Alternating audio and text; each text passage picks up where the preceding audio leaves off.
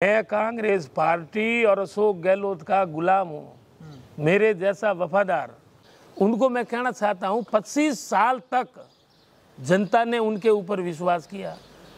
सरकारें भी बीजेपी की बनी तो वो क्या नींद में थे? उनके एक भी काम बताए ना। मदन प्रजापत को लेकर अगर बात की जाए तो ये परसेप्शन रहता है कि मदन प्रजापत अशोक गहलोत के साथ भी कभी रहते हैं, कभी सचिन पायलट के साथ भी रहते हैं। हालांकि अब दोनों के बीच सब कुछ ठीक है।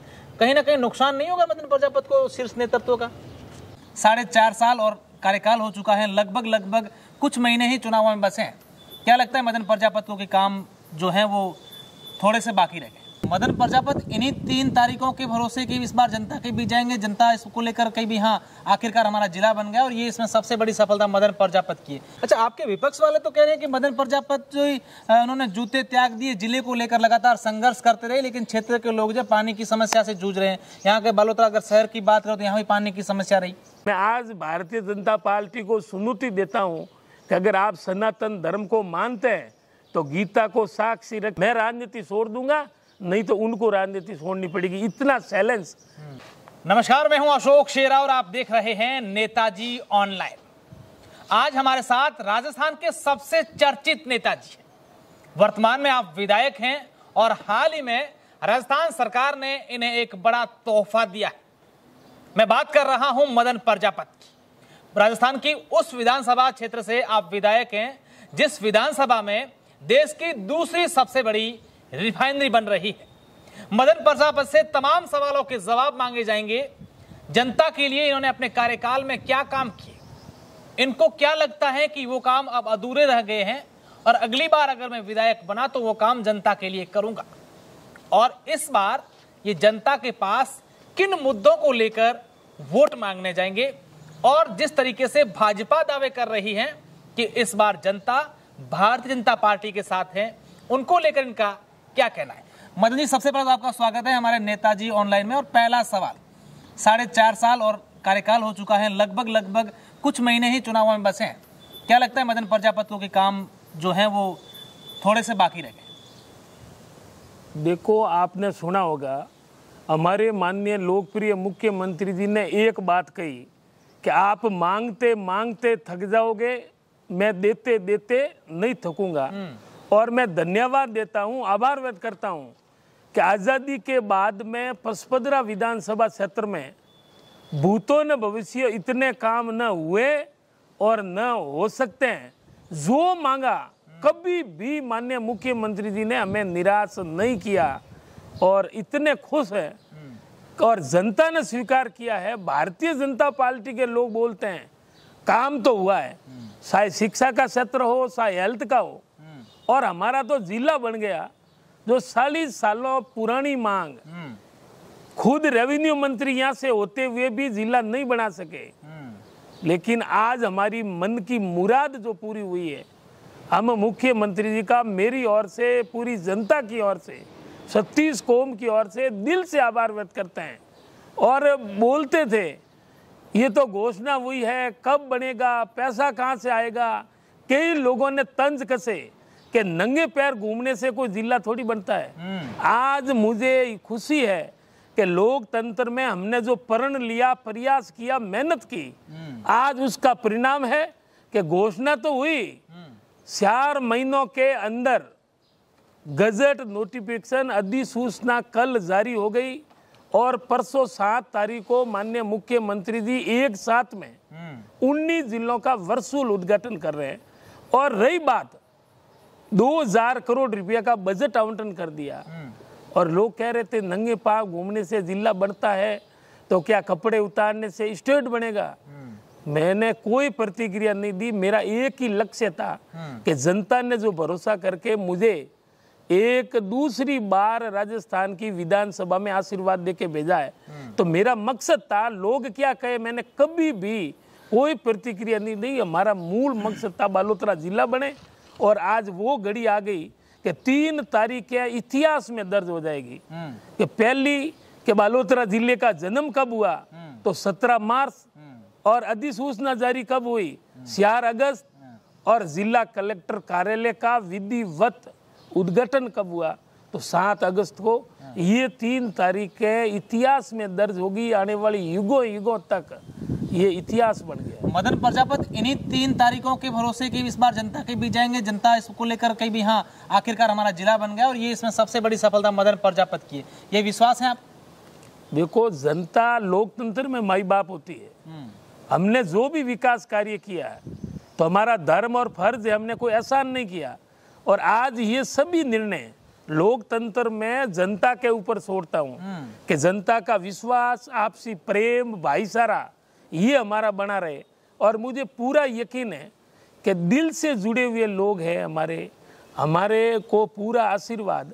आप मानो पचपदरा जैसी विधानसभा में 2 बार एक साधारण कार्यकर्ता को 2 बार विधानसभा में भेजना। अब जिला तो बना है, जिले के अलावा जो मांगा, आज मुझे कहते हुए बड़ा गर्व है कि चाहे कोई क्षेत्र ले लो, दूधवा क्षेत्र में 15-16 सीनियर हाई सेकेंडरी है, एक को छोड़कर 15 करने का सौभाग्य मुझे मिला। मडली क्षेत्र में 19 सीनियर हाई सेकेंडरी स्कूल है और 2 को छोड़कर 17 मुझे करने का सौभाग्य मिला। इनसे ज्यादा मुझे क्या सुकून होगा। अच्छा, आपके विपक्ष वाले तो कह रहे हैं कि मदन प्रजापति जो उन्होंने जूते त्याग दिए, जिले को लेकर लगातार संघर्ष करते रहे, लेकिन क्षेत्र के लोग जब पानी की समस्या से जूझ रहे हैं। यहाँ के बालोतरा अगर शहर की बात करो तो यहाँ भी पानी की समस्या रही। देखो, कई लोगों की बातें जायज है, पानी की कमी नहीं है। रिफाइनरी की वजह से आबादी पचपदरा की 3 गुना बढ़ गई। बालोतरा में बाहरी मजदूर, इंजीनियर इतना बढ़ने से तकलीफ तो होती है, और एक दिन में तकलीफ आत्वाद नहीं होती। मीठा पानी हमने लाया है तो बालोतरा की हमने एक प्रपोजल बनाया है कि 1 महीने के लिए बड़ा स्टोरेज हो। जब स्टोरेज बनेगा तब ये समस्या का समाधान होगा।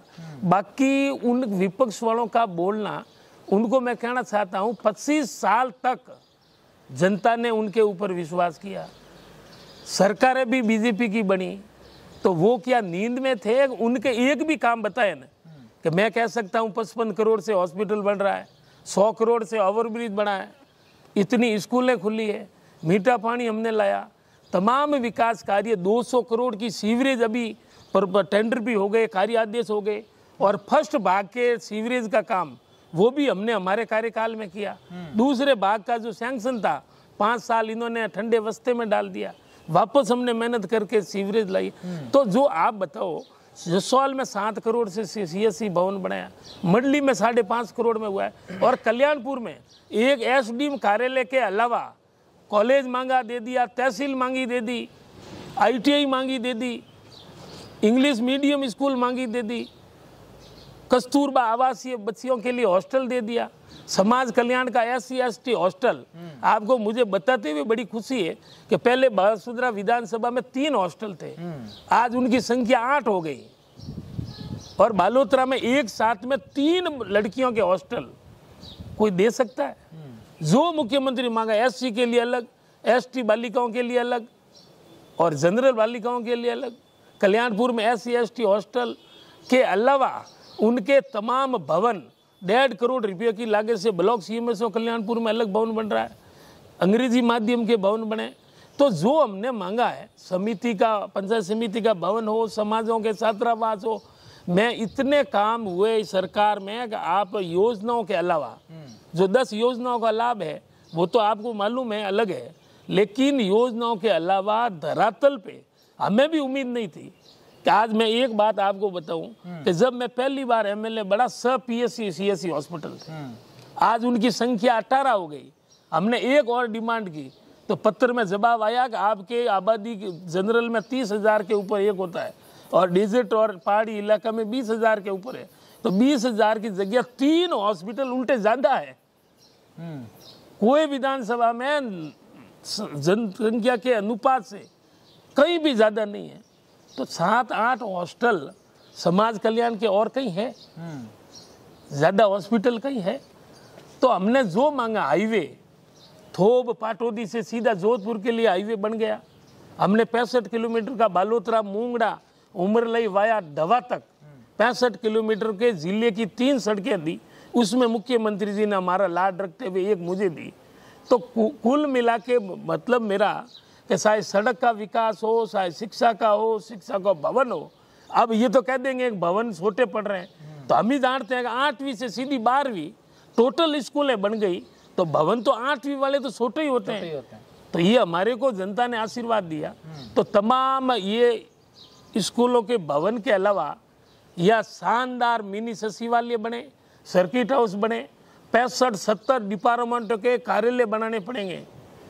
और बाकी बिना मेहनत, बिना संघर्ष के ये संभव नहीं है। और जनता जागरूक है कि मेहनत करने वालों को आशीर्वाद बिल्कुल देती है। मदन जी, अगर आपकी विधानसभा क्षेत्र का नाम कोई लेते हैं, चाहे दिल्ली में या जयपुर में, जो पचपदरा का नाम जहन में आते हैं, सबसे पहले उनके दिमाग में रिफाइनरी जरूर आती है। और रिफाइनरी को लेकर अगर हम बात करें तो यहाँ के युवाओं में इस बात को लेकर कि है कि भी यहाँ के स्थानीय युवाओं को रोजगार नहीं मिल रहा है। मदन प्रजापति चाहते हैं कि उनकी पैरवी करके और जब भी रिफाइनरी शुरू हो तो उनको प्राथमिकता दी जाए युवाओं को, क्योंकि ये चुनाव में मुद्दा रहने वाला है। मैं आपको ये बता दूं कि जब माननीय मुख्यमंत्री जी का दौरा था, हम सब ने दबा के पैरवी की कि चाहे CSR फंड हो, चाहे स्थानीय लोगों को रोजगार मिले, और पेट्रोकेमिकल हब है। और हमें गर्व इस बात का है कि हिंदुस्तान की सबसे बड़ी 9 मिलियन टन की रिफाइनरी अगर हिंदुस्तान में कहीं नहीं है, इतनी बड़ी रिफाइनरी, तो क्रूड ऑयल आएगा, तेल वापस जाएगा और सैकड़ों उत्पाद यहाँ से निकलेंगे। तो ये उत्पाद निकलने के बाद में इतना रोजगार मिलेगा वो तो अलग है, लेकिन रिफाइनरी के लिए हमने पैरवी की है, कुछ हद तक कामयाबी भी मिली है, लेकिन जो युवाओं की भावना के अनुरूप सफलता नहीं मिली है। तो मैं तो आप जानते हो कि मैं कभी सत्ता का मुझे मोह नहीं रहा। हम तो सत्ता में थे तो भी संघर्षी जीवन है, सत्ता में नहीं थे तो भी संघर्षी जीवन है। रिफाइनरी के लिए 100 किलोमीटर तक हजारों लोगों के सामने हमने जोधपुर तक पैदल यात्रा निकाली, मुख्यमंत्री जी ने हरी झंडी दिखाई, और जिले के लिए 1.5 साल नंगे पांव घूमे, और भी मीठे पानी के लिए हमने संघर्ष किया। तो अगर रिफाइनरी में युवाओं को हक नहीं मिला, तो मैं आज भी खुला बात कह रहा हूँ कि मैं युवाओं के साथ में था, साथ में हूँ, चाहे कितना भी संघर्ष विरोध, उसमें हमें कभी न डरे हैं न डरेंगे। अच्छा, अपन पचपदरा से निकलते हैं, अब सीधी राजधानी चलते हैं। मदन प्रजापति को लेकर अगर बात की जाए तो ये परसेप्शन रहता है कि मदन प्रजापति अशोक गहलोत के साथ भी कभी रहते हैं, कभी सचिन पायलट के साथ भी रहते हैं। हालांकि अब दोनों के बीच सब कुछ ठीक है, कहीं ना कहीं नुकसान नहीं होगा मदन प्रजापति को शीर्ष नेतृत्व का? देखो, दुनिया बातें कुछ भी करे, आप अखबार में पढ़ा होगा, मैं कांग्रेस पार्टी और अशोक गहलोत का गुलाम हूँ, मेरे जैसा वफादार। शुरुआती राजनीति में अशोक गहलोत जी नहीं होते तो हमारे जैसे बिना सिफारशी आदमी को टिकट कौन देता? गहलोत जी ने दिया, उनके दिल में जगह है, वो जानते हैं कि मदन प्रजापति क्या है, कौन है, और हमें गर्व है कि ऐसा नेता हमें मिला कि कभी निराश नहीं किया था। जिले वाली 19 जिले, देश आज़ादी के बाद में इतने बड़े जिले, एक तरह से मैं कह सकता हूँ क्रांतिकारी फैसला है कि तेलंगाना आंध्रा के बाद में इतनी बड़ी संख्या में, आप ही बता दो कि हिंदुस्तान में ऐसा कोई स्टेट है जो 19 जिलों का बड़ा फैसला को लेने की हिम्मत रखता है, तो उस व्यक्ति का नाम है अशोक गहलोत। आज दिन तक क्यों नहीं हुए? कोई किसी ने, लोगों को उम्मीद थी 5 बनेंगे, 7 बनेंगे, अब लोग कह रहे हैं यार सासोर बन गया, खैरथल बन गया, दूदू बन गया। तो मतलब मुख्यमंत्री जी के दिल में हमारे लिए जगह है कि भाई आज वो व्यक्ति ये संघर्ष कर रहा है। आपने सुना होगा, उन्होंने खुद ने कहा कि ये इनको मैंने खूब समझाया, खूब प्रयास किए, नहीं माना, आखिर में मुझे जिलों का निर्णय करना पड़ा। जब बाड़मेर आए तो उन्होंने एक ही बात कही कि सड़क मांगेंगे, पानी मांगेंगे, बिजली का काम मांगेंगे, हॉस्पिटल मांगेंगे। मुझे क्या मालूम जिला मांग लेंगे, लेकिन इन्होंने मांग लिया है तो मुझे करना पड़ा। तो आज आप अंदाज लगाए, अब तो वही कई कह रहे हैं ये तो पहले बन गए थे। भगवान मालिक है, क्या बोल रहे हैं, क्या विरोध कर रहे हैं। मणिपुर की तुलना राजस्थान से कर रहे हैं, बड़ी शर्म आती है। मैं ईमानदारी से कहता हूँ, मारवाड़ी में कहावत है, मारे वकोणियोड़ो बेटो। मैं कुछ नहीं बोलूँगा, सब निर्णय जनता के ऊपर छोड़ता हूँ कि मैंने अगर एमएलए रहकर आराम किया है, एक साधारण व्यक्ति की तरह एमएलए के बावजूद संघर्ष ही जीवन, कर्म ही जीवन, हमने मेहनत में कोई कसर, जनता ने भरोसा किया, आशीर्वाद दिया, हमने मेहनत की। और ईमानदारी से कह सकता हूं कि भारतीय जनता पार्टी के लोग एक कमेटी बनाकर गीता को साक्षी मानकर तुलना कर ले, अगर उस तुलना में काम में वो हमारे कहीं बराबरी टिकते हैं या हमने कम काम किया है, तो मैं आज भारतीय जनता पार्टी को चुनौती देता हूं कि अगर आप सनातन धर्म को मानते हैं तो गीता को साक्षी रखते, या तो मैं कह रहा हूं मैंने ज्यादा काम किया, या ईमानदारी ये बता दे तो मैं राजनीति छोड़ दूंगा, नहीं तो उनको राजनीति छोड़नी पड़ेगी। इतना चैलेंज, क्योंकि उसका कारण है